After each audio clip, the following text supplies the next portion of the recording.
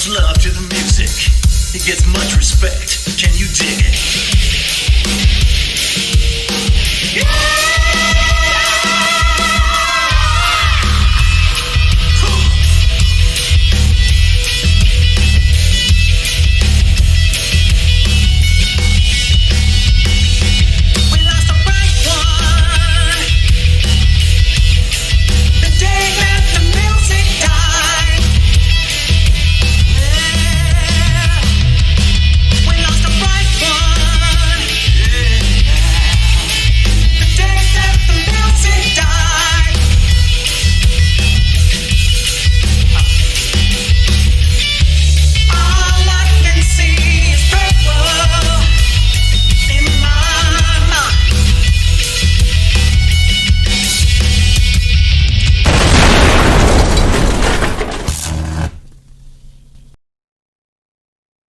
Here we are again. It's the Michael P. America Show.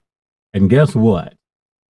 So glad you guys are tuned in with me tonight because we are going to talk about the Doomsday Clock. Yes, the Doomsday Clock. And how does it factor in to the American democracy failing? Well, Doomsday Clock was started in 1945 by Einstein and Oppenheimer and many other scientists that were involved in creating the nuclear bomb that we dropped on Japan. Okay. After they had created this new technology, this devastating technology, they decided that this is it. This is too powerful for mankind. And the wrong type of attitude would mean the end of the world. Some people think about the apocalypse. Well, doomsday, that's what it is. It's doomsday. So the Bulletin of Atomic Scientists brainstormed and came up with the doomsday clock, and they put it in effect in 1947. Okay? So in 1947, we were 7 minutes to midnight. Now that's when the clock starts running. Why is this so important today?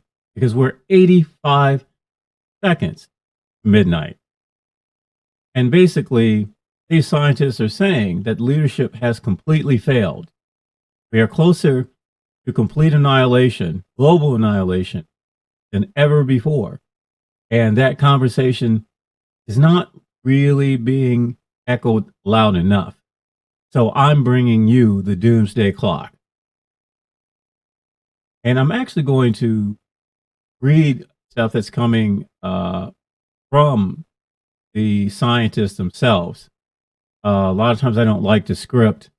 It's better that I don't. But I think tonight, this is something that we need to do. So in 1947, we were 7 minutes to midnight. The clock starts running. Okay. Now, before I get into that, I want to tell you that there are other things that have now been factored in by these scientists. Okay. So it's really simple, the things that they have factored in regards to why it makes sense. So we can start with nuclear risk. Okay. Everybody's got a bomb. And nobody seems to be rational enough to deal with this nuclear threat at all. Putin's always talking about nuclear war. Pakistan and India are at each other's throats constantly. And the United States and Russia, they've really been trying to make their power, increase their power and make it more efficiently. Right? And then there's climate change that the wealthy people want to ignore, and they get governments to ignore because everybody just wants the money. That's all they want. They just simply want the money. Yeah, that's the truth. And then we have disruptive technologies, which is AI, super intelligence, quantum computing. And yeah, if you use them for good things, but so far we have more conflicts and we have more lies about conflict. And so we continue to lie to ourselves that we got this all under control. If you believe these lunatics, these megalomaniacs, these narcissists that are running the world have it under control, you got to be a complete idiot. And I will say it like this: you are a complete idiot. There is no way that they have it under control. We are closer than we've ever been before to complete global devastation, annihilation, the end of the world. You have a nuclear war, you are not going to be able to control where that radiation goes. You will kill people. So again, disruptive technologies, AI, super intelligence, quantum computing, et cetera, et cetera. Okay? AI is already outdoing it, and we have no control over it. People aren't even really sure what it is. They can give you a description, but they're not sure what it is, because this is a technology that can make itself. This is a technology that can create its own language, write its own script, and it doesn't need us. Matter of fact, at one point, they asked AI how to solve the world's problems, and it said, kill mankind. They don't like to talk about that very much. At one point, they had the computers talking to themselves with their own language, and the engineers didn't know what they were saying, so they had to shut them down. You can't really shut them down because they're woven into everything that we do now, which is even more dangerous. Okay? On top of that, you have an issue with biosecurity. Pathogens. AI can manufacture pathogens, doesn't need you. So we have kind of a Terminator scenario, but I think it's even more dangerous than people think, because they don't have to blow up stuff. Just create a pathogen, release it. If these computers, AI, this super intelligence, has access to everything, and getting rid of us, terminating us, probably not be that hard. And all it has to do is really tell a lie. You have a president that can't do anything but lie to you. AI can lie better and faster and make it seem more real, because people are so immersed in illusion and distraction. So I'm going to play a few things tonight where they're actually going to talk to you about some of these issues that I'm bringing up. AI is really a major threat, and not because AI itself is a threat, it's because man is completely unstable. Man is too interested in killing, stealing, and destroying. All you have to do is look at the conflict. All you have to do is look at what's going on locally. Mass shootings. Nobody wants gun laws because gun industry spends too much money paying people off. And we have the worst people that are in charge of everything right now. Right now, Trump has his own army executing people on the street, and he calls it ICE, and he wants you to think it's about immigration. It has nothing to do with immigration. It has everything to do with authoritarian. Authoritarianism now has gripped over 70% of the globe. United States, a failing democracy, the reason ranked number 36. Nobody seems to care about that. We have major issues, and we're kidding ourselves. We think that man has this all under control. Okay? Bulletin of the Atomic Scientists. They are responsible for adjusting the doomsday clock. We are 85 seconds midnight. We have an authoritarian president trying to push authoritarianism into the United States. Factor that we have over 70% authoritarian rule the world, and I think we're closer than 85 seconds. Because this they don't really talk about. They do give a little blurb about democracies failing. So think about that for a second. But like I said, we're in the 24th hour. So me and the Doomsday Clock agree. We have 85 seconds to midnight. Think about it. They're using AI with weapons. AI with weapons. And AI already said getting rid of us would solve a lot of things.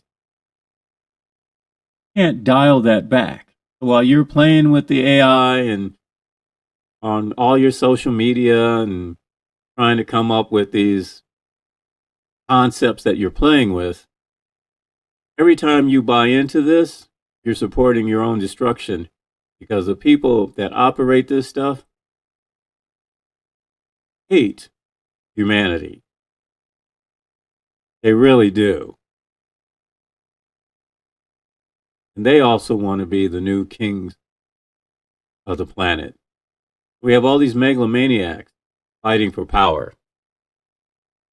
So let's find out a little bit more about the Doomsday.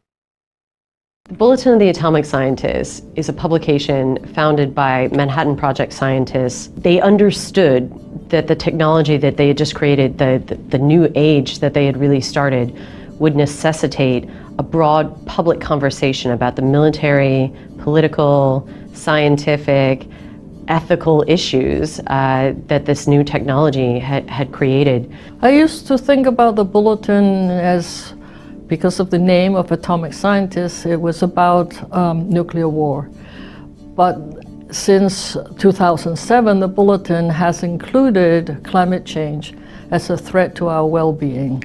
Look at what happened with COVID. That's not something anybody expected to happen, and it happened and is continuing to happen. We have not eliminated COVID from our world. So we don't have a choice at the Bulletin but to include the biological risk in our calculus, or the Doomsday Clock. The Doomsday Clock symbolizes the risk to humanity from the collection of dangerous technologies and activities that humans are responsible for. Using the clock, the Bulletin's able to inform the public about the nature of the threats facing humanity and to encourage them to actually get more involved, to take action, and to be aware of whether or not we're moving closer to or farther away from our own destruction. Okay, so that was kind of a short of what the Doomsday Clock is and the Bulletin of Atomic Scientists. So, 1947, we're 7 minutes to midnight, and the clock starts running. 1949, we're 3 minutes to midnight, and the arms race is on. Okay, so now we have the arms race. In Central Asia, Soviet Union explodes a nuclear device, and it's a relative design to one that was very similar to the bomb the United States used on Japan 4 years earlier. So this is in 1949. So Soviet Union, who we call Russia today, now becomes a player in nuclear proliferation. Yeah, I know, I got a little tongue twisted there. Sorry about that. 1953, 3 minutes to midnight. They call this the horror of hydrogen. Okay?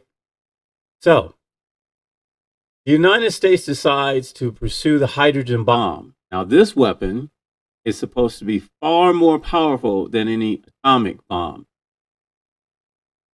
As if the atomic bomb was not powerful enough. In October of 1952, the United States tests its first thermonuclear device, obliterating an island in the Pacific Ocean. They obliterated an island in the Pacific Ocean, okay? This was just a test. Now, it's supposed to be unpopulated. Hopefully it was. So, 9 months later, after the United States destroyed an island in the Pacific Ocean, the Soviets, Russians, in case you guys get confused, test an H-bomb of their own. So they follow suit. All right? It's heating up. In 1960, something happened. They call this belay confrontation. I actually kind of helped him with that title on this. For the first time, the United States and the Soviet Union seek to avoid direct confrontation. So they decided that this is not good, all right? That all of this power, we have to figure out how to control it. So the clock goes back to 7 minutes. Okay, remember earlier it was 3 minutes. They blew up the island. Soviets, Russians said, hey, I can have an H-bomb too. They tested one. Okay, 1963, we seem to be headed in a positive direction. We're 12 minutes to midnight. They made an agreement to halt atmospheric nuclear testing. Atmospheric nuclear testing, meaning above ground. Okay? So that's a big deal. The United States and the Soviet Union signed a partial test ban treaty which ends all atmospheric nuclear testing. Now, you still have underground. Okay? So scientists are saying that this slowed down the arms race and the two countries began to work together in order to prevent nuclear annihilation. Now, the funny thing is, right now, we're not having nuclear talk. That's why we're 85 seconds to midnight. But I think, again, we're closer. 1968, we went back to 7 minutes, midnight. Why? Because the Eastern world gets involved. Everything explodes. While the superpower powers, plural, wage the Cold War, Asia starts to heat up. Why? I'll tell you. United States involvement in Vietnam intensifies. India and Pakistan battle over Kashmir in 1965. And Israel and its Arab neighbors renew hostilities in 1967. Well, now, France and China jump on the nuclear stage. France and China develop nuclear weapons. Now they are considered global players. So this is very interesting. In order to be a global player, a true global player, you must have nuclear weapons. Now you know why North Korea does what it does. Even scarier is corporations want their own nuclear power plants and they're getting them. That's scary. What's to stop them from having their own nuclear weapons? 7 mountains, 10 kings. Man said, got it, got it. In 1969, we go to 10 minutes, midnight. It was considered a landmark agreement. Nearly all of the world's nations come together, sign the Nuclear Non-Proliferation Treaty. Ooh, got it right this time. I didn't get this. States with nuclear weapons vow to help other signatories develop nuclear power if they promise not to produce nuclear weapons. You can have nuclear power plants if you don't go after nuclear weapons. The nuclear weapon states also pledged to decrease their own arsenal when political conditions allow for it. That's a caveat. Okay? That is a caveat. 1972, 12 minutes, midnight. Enter SALT Pact. Some of you guys who don't know history didn't grow up with this. I did. I was a certain age, 1972. I remember this. SALT Pact Strategic Arms Limitations Treaty. Okay, you guys got that? The United States and the Soviet Union, Russia, signed 2 treaties. Strategic Arms Limitation Treaty, which is called SALT, limits the number of ballistic missile launchers either country can possess. And then there was the ABM, called the Anti-Ballistic Missile Treaty, which seeks to stop a race for weapons designed to shoot down an adversary's incoming nuclear missiles. Now, SALT left the two countries with thousands of warheads pointed at each other, and the United States eventually withdraws the ABM treaty. We'll get to that. In 1974, we're now 9 minutes to midnight because we have a new member to the nuclear club, and it is India. India tests its first nuclear device. The United States and the Soviet Union appear to be modernizing their nuclear forces, not reducing them. So much for treaties. They also say, this is again the atomic scientists, thanks to the deployment of multiple independently targetable re-entry vehicles, MIRV, both countries can now load their intercontinental ballistic missiles more nuclear warheads than ever before. Sounds like a Trump line, right? See the little hands coming out as he gets excited, saying more than ever before. Yeah, well, we did the same thing, right? So can't blame him for everything. 1980, 7 minutes to midnight. We have an accelerated drift towards world disaster. The United States and the Soviet Union scientists say that the United States and the Soviet Union have been behaving like what may be best described as nucleoholic. I don't think that they have an AA for that. Okay? Now, crisis of resources spreading tend towards irrationality in the national and international conduct of many states and people, and the inability of the international institutions to contain political crisis moves the hand forward. So we are losing control. I want to show you something else about AI, something we need to know. Yuval Noah Harari to deliver a conversation about AI and humanity.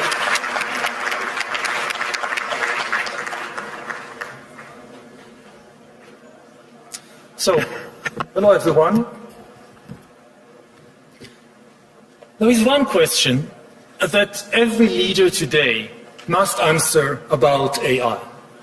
But to understand that question, we first need to clarify a few points about what AI is and what AI can do. The most important thing to know about AI is that it is not just another tool. It is an agent. It can learn and change by itself and make decisions by itself. A knife is a tool. You can use a knife to cut salad or to murder someone, but it is your decision what to do with the knife. AI is a knife that can decide by itself whether to cut salad or to commit murder. The second thing to know about AI is that it can be a very creative agent. AI is a knife that can invent new kinds of knives, as well as new kinds of music, medicine, and money.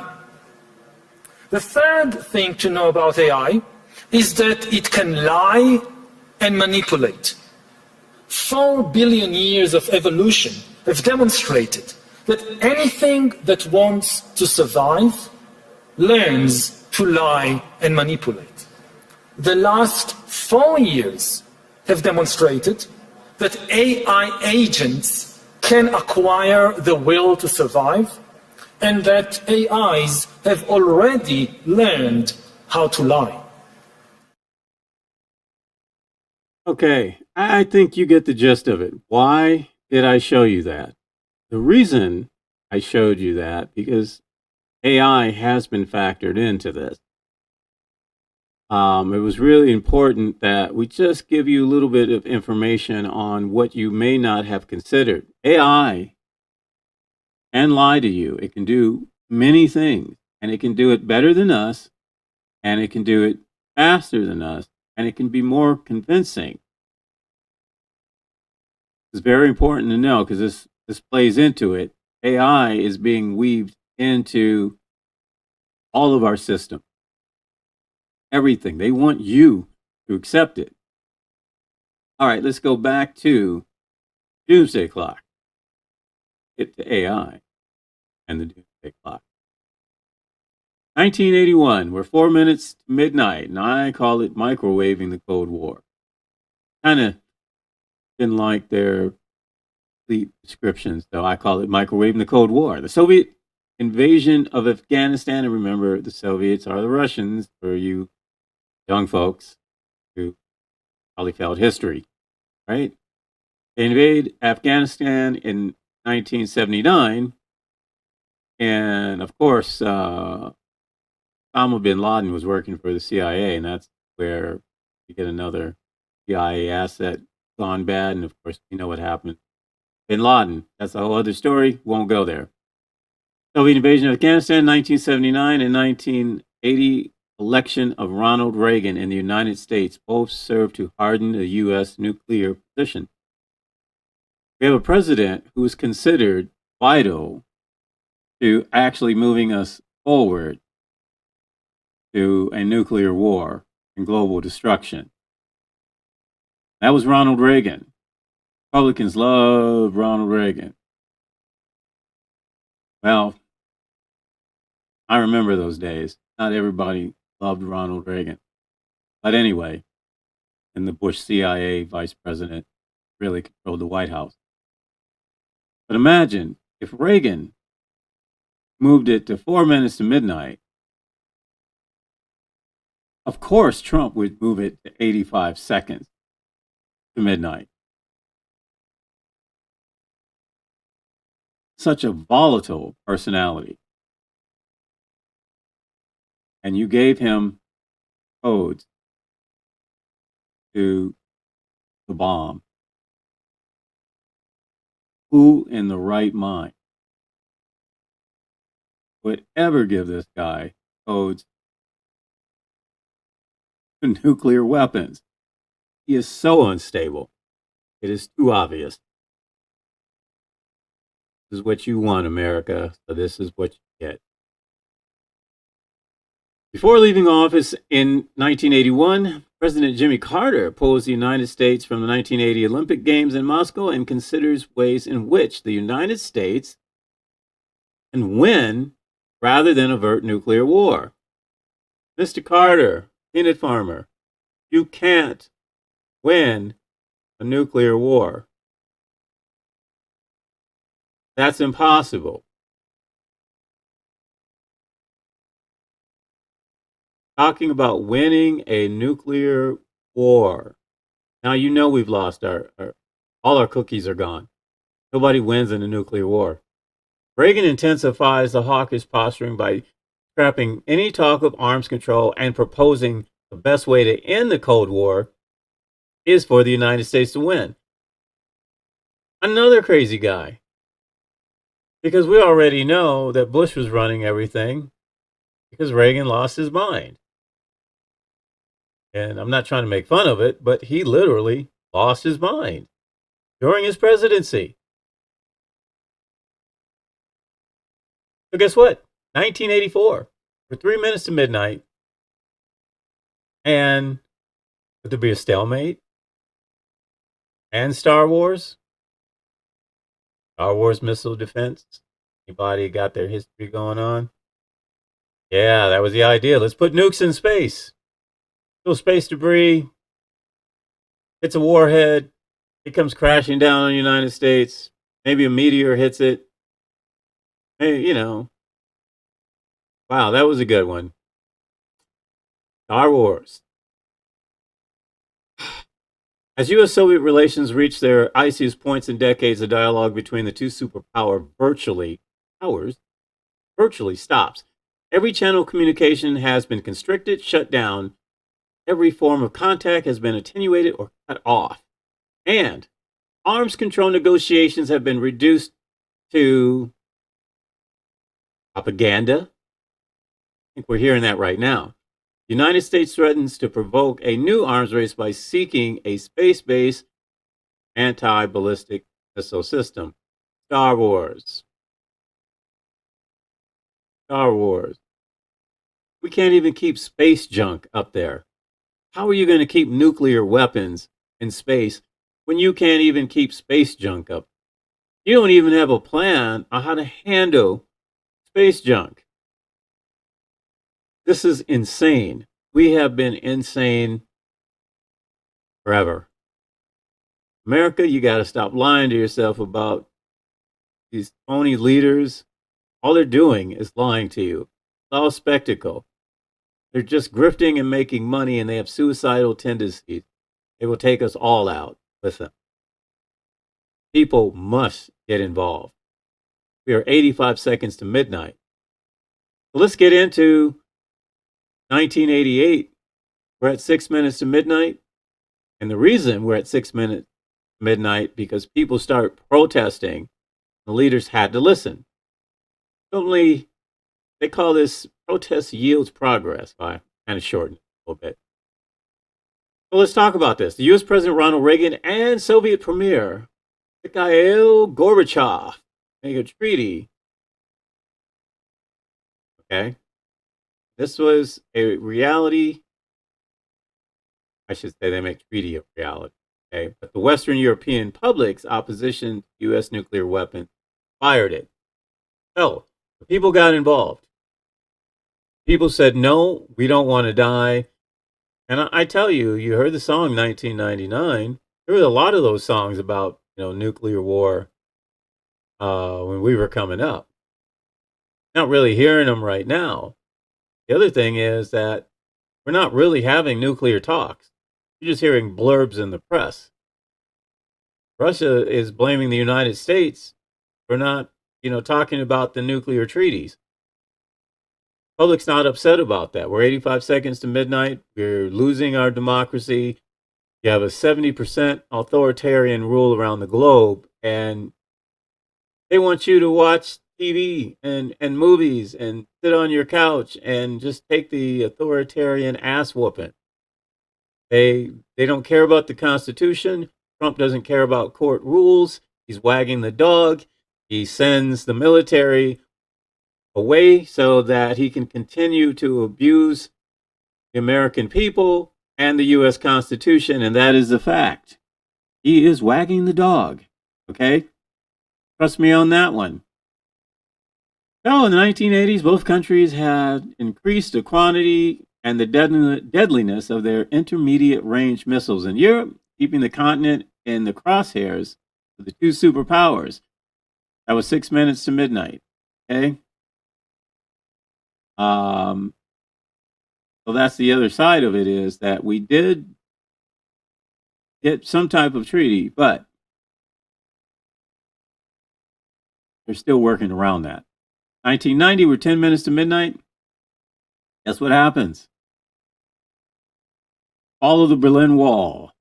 Late 1989 symbolically ends the Cold War. Between 1989 and 1991, one Eastern European country after another overthrows its Soviet-backed government. Got to make them broke. Take their money. While Soviet General Secretary Mikhail Gorbachev repudiates his predecessor's policies, use it to intervene.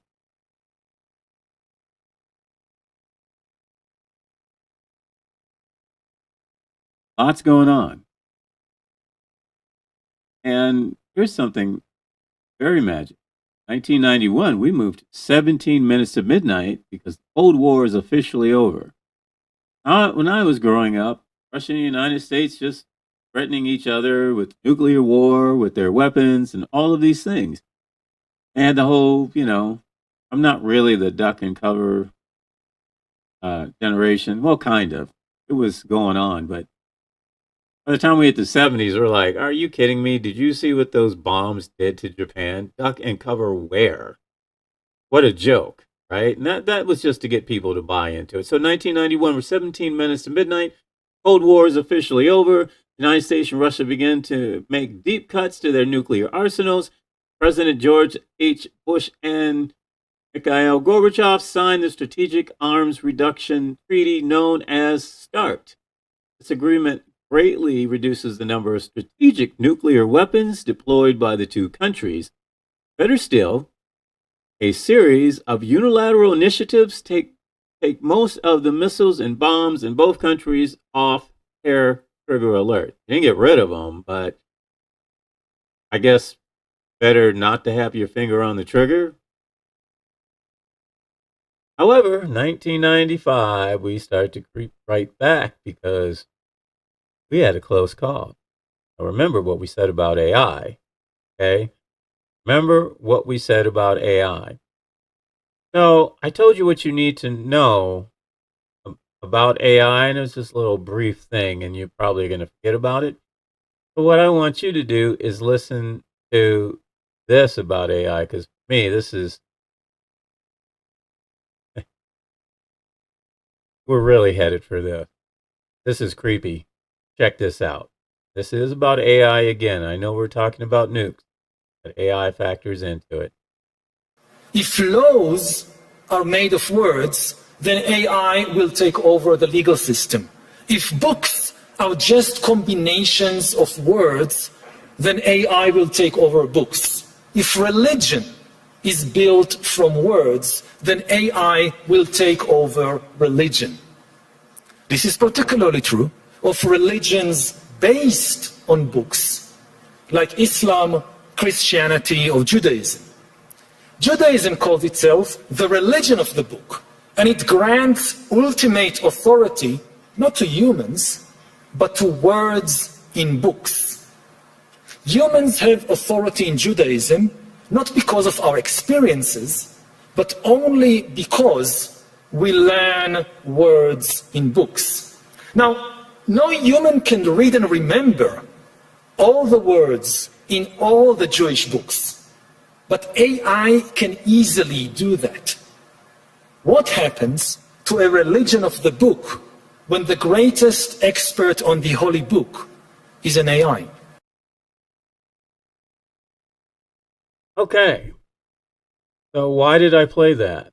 Because, again, I believe that AI is a threat because people are threatening each other every day. We have wars going on, military-industrial complex, prison-industrial complex, pharmaceutical-industrial complex, authoritarianism on the rise, over 70% around the globe. All right, let's get back to this. So, we are 1995, 14 minutes, midnight, and they call this a close call. And why is it a close call? Because the Russian military mistakes a U.S. Norwegian scientific rocket for a nuclear missile. Okay? And there were more close calls that are not recorded on here. So they mistaked it for a nuclear missile. And the Russian president at that time, which was Boris, the guy who loves to drink a lot, Yeltsin, must decide whether to launch a nuclear attack on the United States. He had to make a decision at that point, right? That incident helps bolster the case made by U.S. hardliners, they're usually a Republican, that a resurgent Russia could be as much as a threat as the Soviet Union. Now, we're talking about the same party that loved that Russian campaign money, right? Right. That's who we're talking about. They loved that campaign money. But at that time, they weren't too thrilled about those nuclear weapons. Okay, so 1995, 14 minutes to midnight because we had a close call, right? 1998, 9 minutes to midnight. South Asia surprises everybody. Scientists call it a nasty surprise. 14 years after joining the ranks of the countries with nuclear weapons, India carries out a series of nuclear tests that catch U.S. intelligence off guard. Ooh, did they really catch them off guard? And then maybe they helped them develop it. I don't know. The tests provoke worldwide outrage and tensions heightened when Pakistan also tests 3 weeks later. Now we got two countries who are adversarial, both have nukes. That puts us 9 minutes to midnight. And they're always fighting with each other, back and forth. Yep. 2002, 7 minutes to midnight. California, we say no worries, but wait. This doesn't say no worries. They're saying new worries. 7 minutes to midnight. New weapons after the September 11th, 2001 terrorist attacks. The United States expresses increasing concerns about nuclear weapons falling into the hands of non-state actors. So here's something really interesting about that. During the breakup of the Soviet Union, there was rumored to be these nuclear suitcases. And supposedly over 100 or more went missing. And whenever that conversation comes up, our government likes to say, well, we have a good idea where they're at and blah, blah, blah, blah, blah. Nuclear suitcases are out there. Little nuclear bombs, suitcases, or briefcases. That's your Soviet Union.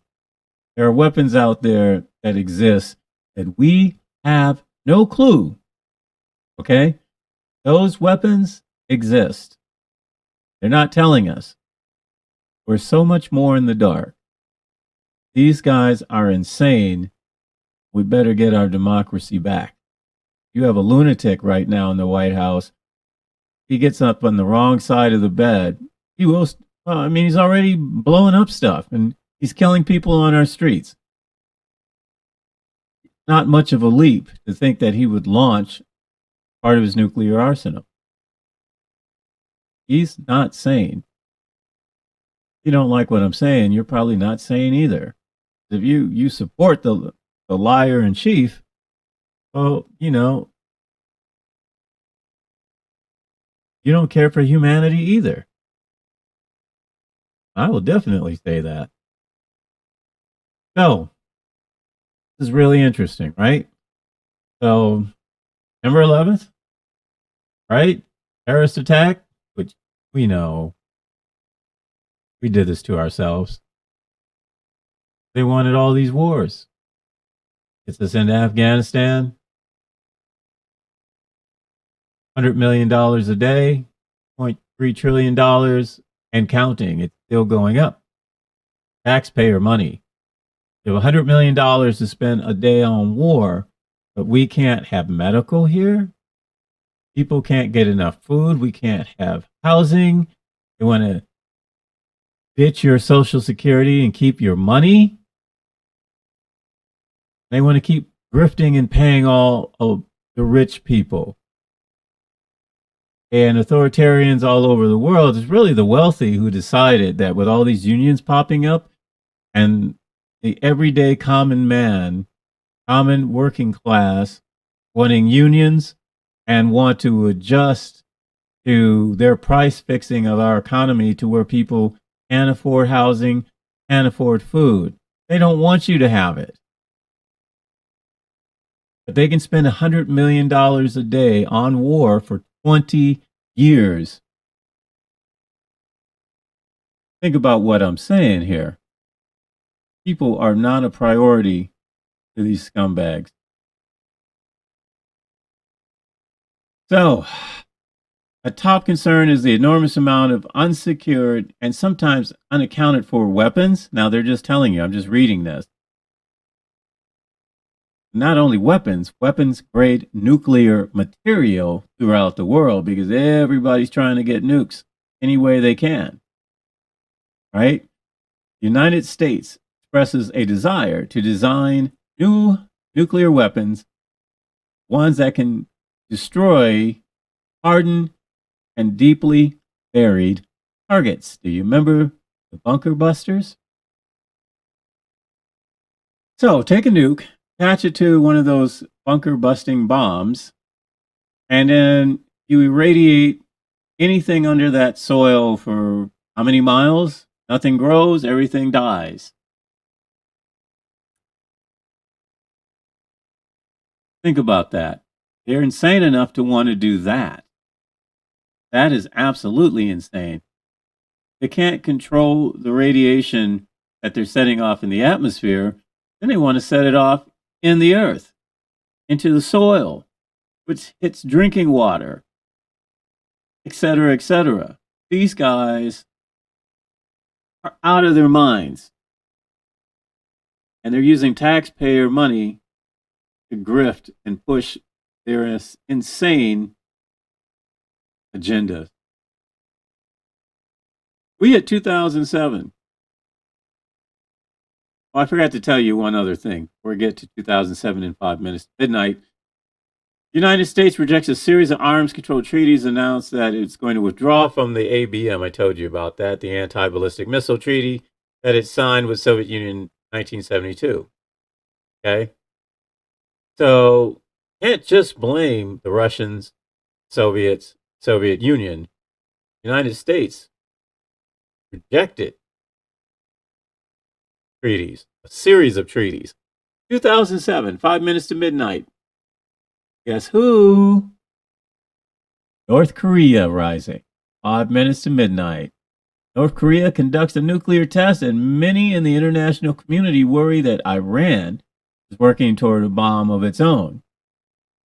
Meanwhile, the United States and Russia remain ready to wage nuclear war within minutes.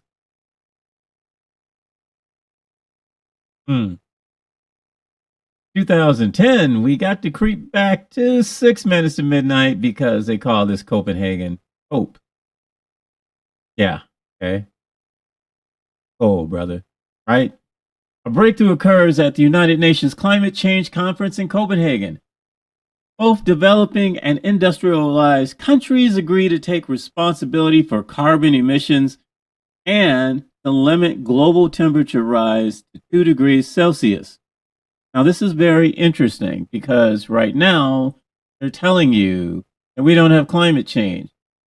Back in 2010, it looks like we were getting somewhere. But look at our weather. Look at our weather now. How many people are losing their houses? Tornadoes, droughts, etc., etc. Tsunamis, stronger hurricanes, stronger tornadoes, more frequent tornadoes, heavier snowstorm, etc., etc. Yes, so we were all going to work together to limit global temperature rise to 2 degrees Celsius. However, remember, we use Fahrenheit here, so maybe that's what got him upset.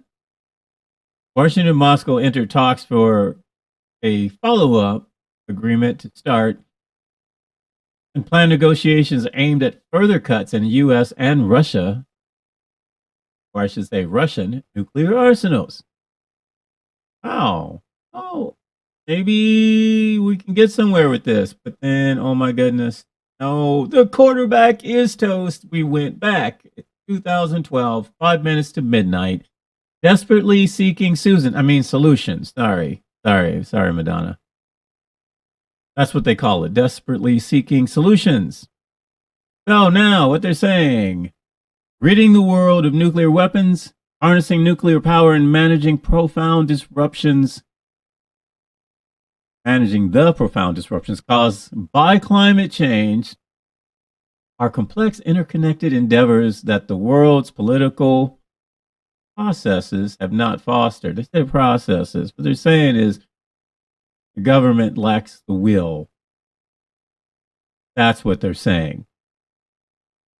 So the rhetoric of would-be nuclear provocateur, in late in the night, such as North Korea Kim Jong-un, underlines the potential of nuclear war in Northeast Asia. The nuclear situation in the Middle East and South Asia remains tense. Okay, so again, I'm taking this from Doomsday Clock.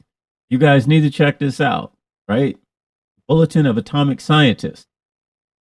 Safer nuclear reactors with better oversight and training could prevent power plant disasters, but the technology-based approaches managing climate change may not prevent widespread hardship, meaning this: if you ignore climate change, you are going to have a nuclear disaster, and it doesn't have to be a nuclear bomb. It will be a power plant. Can you say Fukushima? I bet you can. You think all that radiation is going, it's probably still kicking out radiation. They don't want to talk about that. Oh, they say parts per million. Parts per million. Meanwhile, you got six-eyed fish running around. They're crazy, and they're feeding us a bowl of insanity chips. You drinking the Kool-Aid? At this point, if you're drinking the Kool-Aid, you're just part of the lie. There is no way that they can safeguard this. There is no way. So, I'll tell you what else we're going to talk about real quick. So Trump has his ICE, and his ICE is executing people on the street, and he's executing white people on the street. Really trying to scare those white folks, and it's like, this ain't your fight. We want everybody that's not white. Wanted to put brown people in cages, their kids in cages. He did it the first time. This guy has no humanity, and he's insane. Right? Oh, yes. Most definitely. Yes. He's vindictive. Right? No, he's vindictive. And he's vindictive about stuff that he caused himself. He blames other people. And he's a narcissist. He's the worst kind of narcissist. And we're in a mess. If you think this guy is going to go willingly when he's spending more money on his own private army ICE than he is spending on the Marines, you are insane. He doesn't plan to go anywhere. He's catering to white supremacy, to the extremists. Go look at his ads. That's who he wants. Got a bunch of ex-military white supremacists working for him right now. That's who he's recruiting.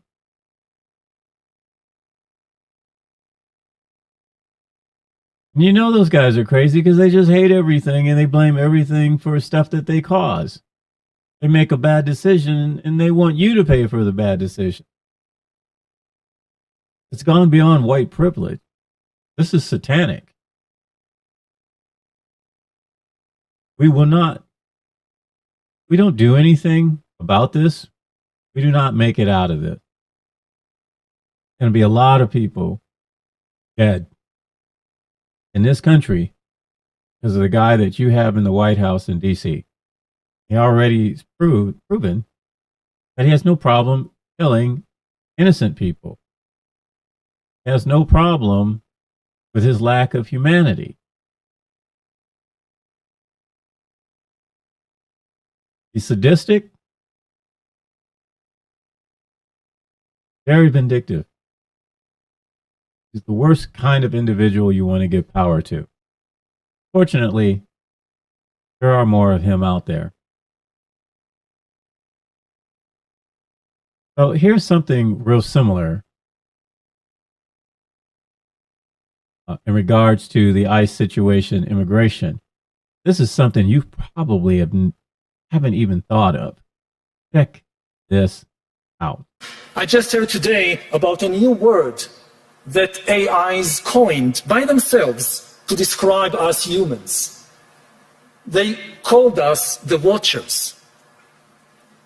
The watchers. We are watching them. AIs will soon be the origin of maybe most of the words in our minds. AIs will mass produce thoughts by assembling words, symbols, images, and other language tokens into new combinations. Whether humans will still have a place in that world depends on the place we assign our non-verbal feelings and our ability to embody wisdom that cannot be expressed in words. If we continue to define ourselves by our ability to think in words, our identity will collapse. All this means that no matter from which country you come, your country will soon face a severe identity crisis and also an immigration crisis. The immigrants this time will not be human beings coming in fragile boats without a visa or trying to cross a border in the middle of the night. The immigrants will be millions of AIs that can write love poems better than us, that can lie better than us, and that can travel at the speed of light without any need of visas. Like human immigrants, these AI immigrants will bring various benefits with them. We will have AI doctors to help in our healthcare systems, AI teachers to help in our education systems, even AI border guards to stop illegal human immigrants. But the AI immigrants will also bring with them problems. Those who are concerned about human immigrants usually argue that immigrants might take jobs, might change the local culture, might be politically disloyal. I'm not sure that's true of all human immigrants, but it will definitely be true of the AI immigrants. The AI immigrants will take many human jobs. The AI immigrants will completely change the culture of every country. They will change art, religion, and even romance. Some people don't like it if their son or daughter is dating an immigrant boyfriend. What would these people think when their son or daughter starts dating an AI boyfriend? And of course, the AI immigrants will have some dubious political loyalties. They are likely to be loyal not to your country, but to some corporation or government across the ocean, most probably in one of only two countries, China or the USA. The USA encourages countries to close their borders to human immigrants, but open them very, very wide to US AI immigrants. Never thought about artificial intelligence as immigrant. We live in a world where corporations can be considered people. Corporations can sue you. They can do a lot of things. Okay, corporations can enter into deals. They can own land, et cetera, et cetera. They can enjoy many rights equal to real citizens. What happens when you join a corporation with AI and AI runs the corporation? And then do they become sentient? Will they make that argument that they are actually a person? Are they going to be able to vote? It can pretty much do everything else. Now you're going to give them a brain, and they are going to work towards their own survival. They're going to probably multiply. So are you going to count them as immigrants too?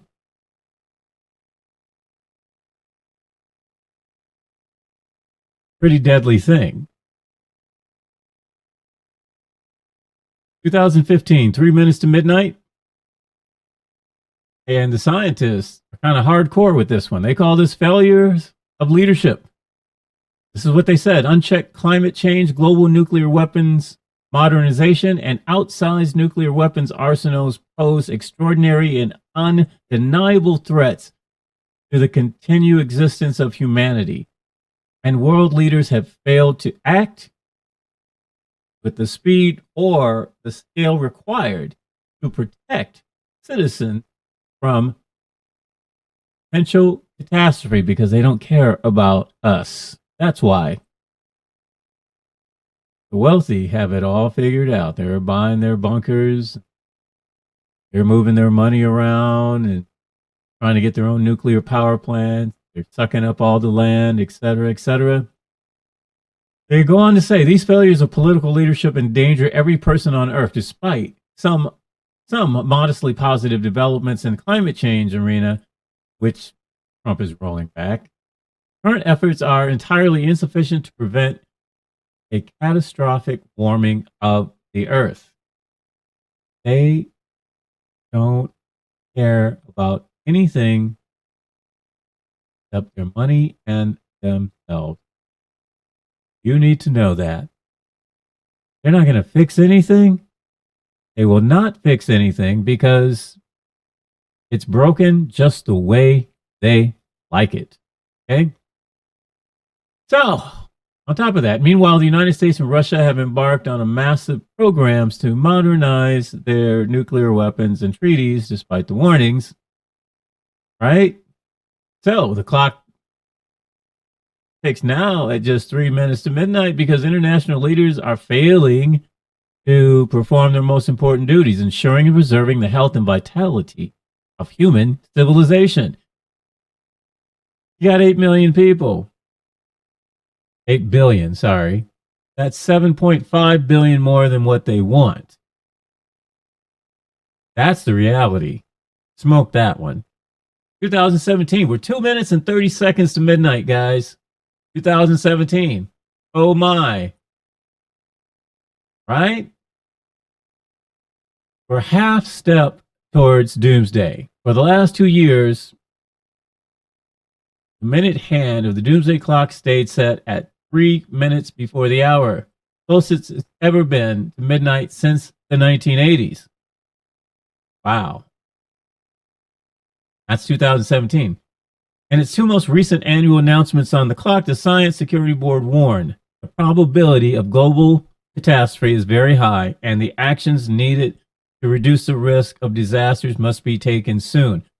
So this is in 2017. They're trying to tell us we need to get our stuff together, right? Like now. We're there, okay? Now, they also say, in its two most recent annual announcements on the clock, the Science Security Board warned the probability of global catastrophe is very high, right? They warned about that, okay? So, in 2017, we find the dangers to be even greater, the need for action more urgent. Guess what? Going in the wrong direction. Now it's 2.5 minutes to midnight. The clock is ticking. Global danger looms. Wise public officials should act immediately, guiding humanity away from the brink. If they do not, wise citizens must step forward and lead the way. Wise citizens, meaning us, the people, have to stop checking out, and it's time to check in because they are not going to do the right thing unless the masses come together. It was my thing that when Trump sent his drones down to Minneapolis, Minnesota, to go kill innocent people, I stated one thing. They bring 1,000, you bring 10,000. They bring 10,000, you bring 100,000. This is very true about all of this. And you have to get on it now because actually it's the wealthy have waged a war against the working class. They are tired of you trying to get your rights. They are tired of you trying to get your health care. They don't want to hear about you can't afford the food or the gas or the vehicles. They don't want to hear about you talking about you can't afford a house. They have grown tired of you, and they're stating now with AI, they don't need you. So they are going authoritarian, and they're going to wipe out all the people that aren't going to go for their agenda, and they're going to keep that few that will praise and worship them as gods. That's their plan. 2018, we're 2 minutes to midnight. 2 minutes to midnight. Here we go with another warning. The warning the Science and Security Board now sends, danger obvious and imminent. That's what they're saying to you, right? and we're still not hearing them. They're telling you if you are sane, you need to seize the opportunity to make these changes, right? Now we've got another problem. The world is seeing a threat posed by the misuse of information technology and witness the vulnerability of democracies to disinformation. Boy, can AI multiply that factor. And that's why I'm showing you the stuff on AI. Because I don't believe we're 85 seconds to midnight. I think we're way less than that. I think they're being generous and they don't want us to become depressed and not do anything. That's what I believe. So here's something else. I've been talking about this. Again, this is back to AI, and we just had this conversation. All right, check this out.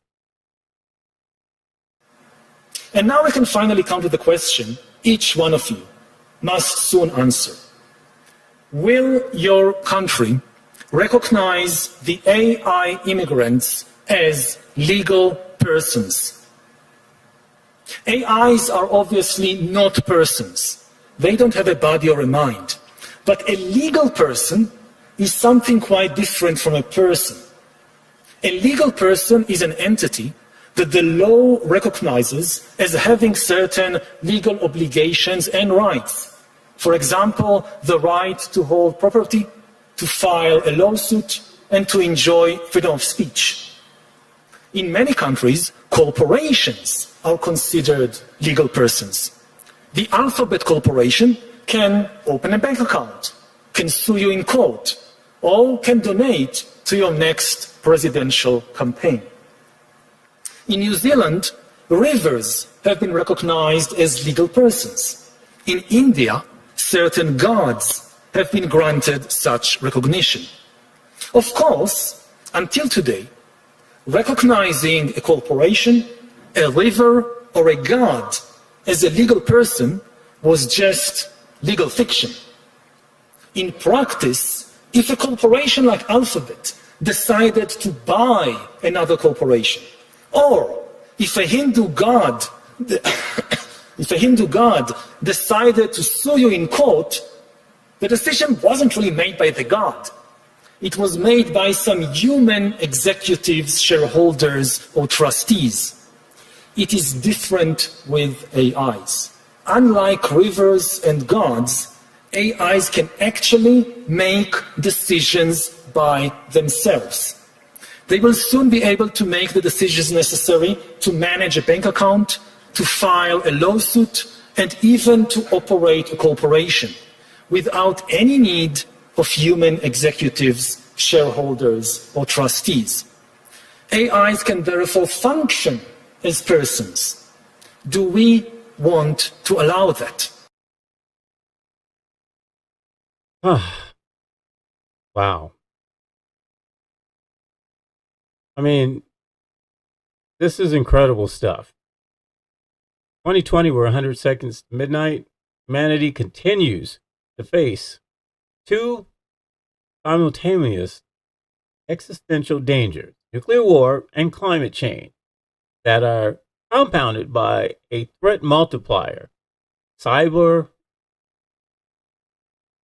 right, like AI, internet, cyber-enabled information warfare that undercuts society's ability to respond, right?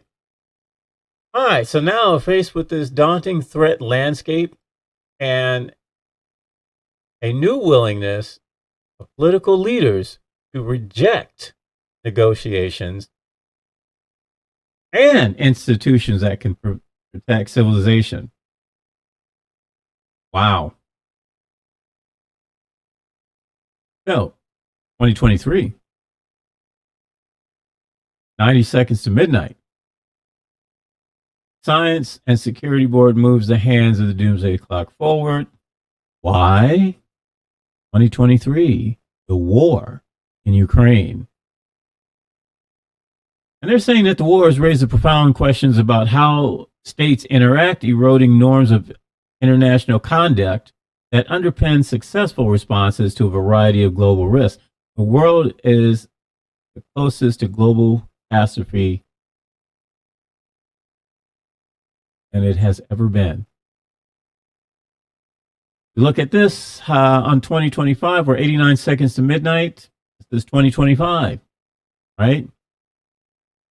So they stated in 2024, humanity edged closer to catastrophe despite unmistakable signs of danger. National leaders and societies have failed to do what is needed to change the course.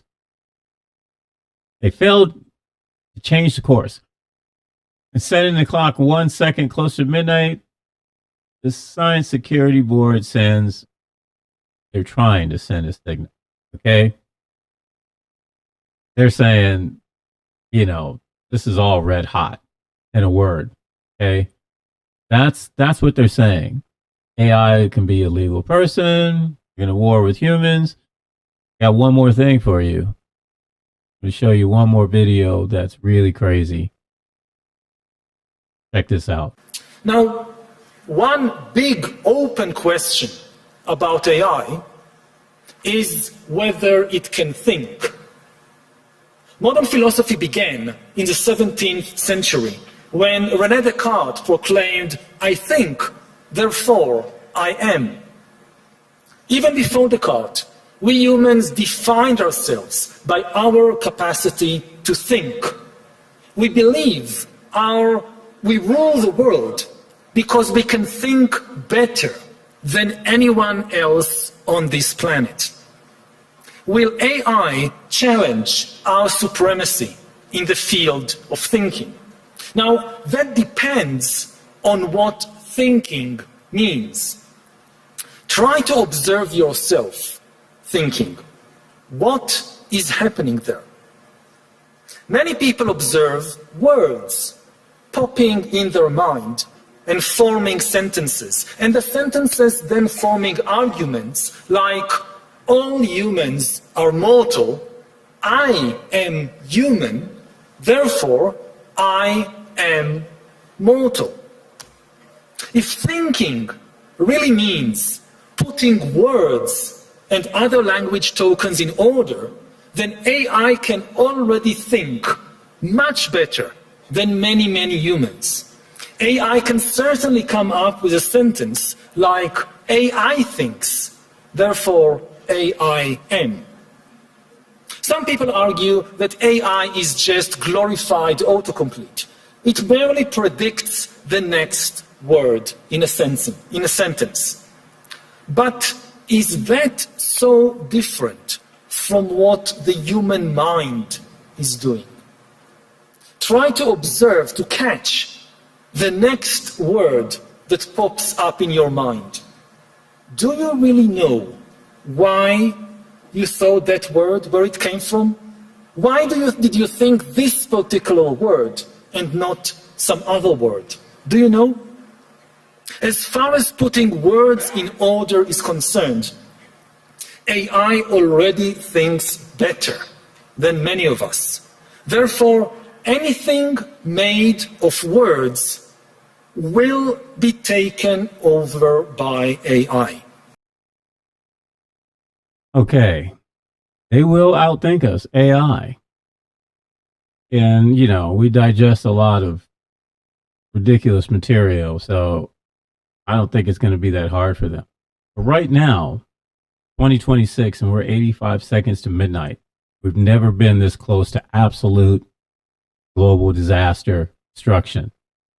And this is very important because they're not talking about this, but anybody that with half a mind was watching how irrational the world has been getting and how irrational the leaders seem and the lies that they're telling. And all of a sudden, you know, I can just drop a bomb on whoever I want. I don't have to justify it. I can go in the street and start killing people. We were the ones that were talking about democracy. Our CIA has been spending decades overthrowing democracies. So now the chickens come home to roost. They're trying to tell you that you shouldn't have rights, that you don't need health care, that you don't need food, that you don't need labor union. Now you don't need jobs because AI is going to take your jobs.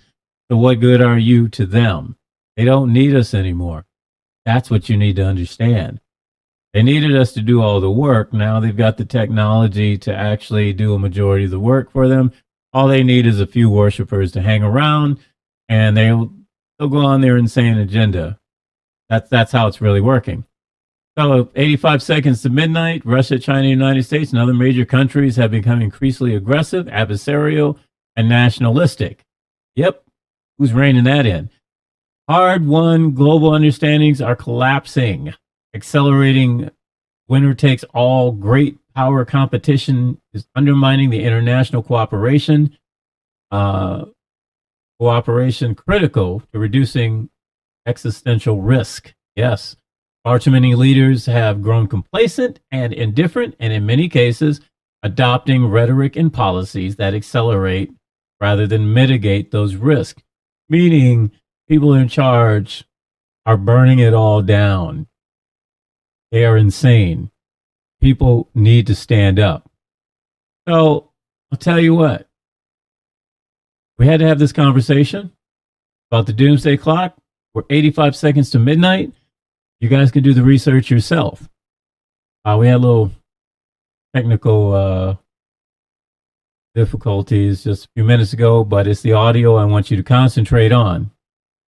So, I got to tell you, it's about that time that we figure out, what we want to be. Okay? This is Michael P. America. I'm bringing you the information on the doomsday clock. We are 85 seconds to midnight. We have many things that are going on, and we're still trying to maintain our democracy. You got to keep up with the good fight. You got to get your head in it, get your heart in it if you want your democracy. We're ranked somewhere 36 as a failing democracy, not even as a functioning democracy. A whole bunch of other countries doing better than we are.